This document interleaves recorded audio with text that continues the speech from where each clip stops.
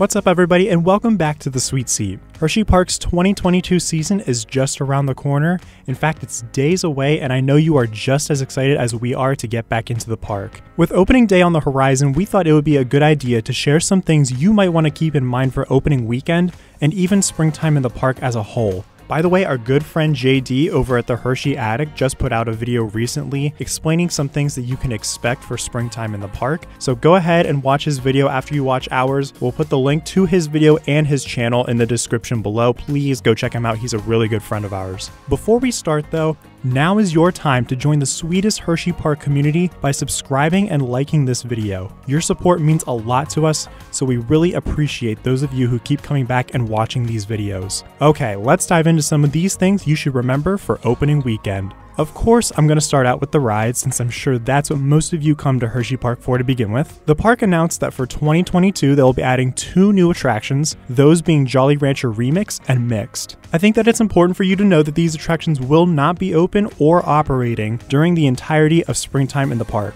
It's going to be an active construction zone, lots of work is going to be continued to be put into these attractions, so please do not expect to come into the park and ride these 2 during springtime. They are slated to open this summer, I would guess sometime near Memorial Day, but that's not confirmed by the park, so we will have to wait for an opening date to be announced. And while we're on the topic of it, I'm not even sure that Storm Runner is going to be open, because if that construction area is going to be very active, they're probably not going to want guests to go over near that area. That being said, Storm Runner might not be open for opening day or springtime in the park at all. I'm not sure, we'll just have to keep an eye out whenever the park opens. I would not expect every single attraction to be open or running during opening weekend or even throughout springtime as well, especially those coasters. I've always found that there are a few coasters that don't open for opening weekend, but as springtime passes, more and more open up. For sure, the majority of coasters will probably be open and ready for the public, but expect there to be potentially a few not ready.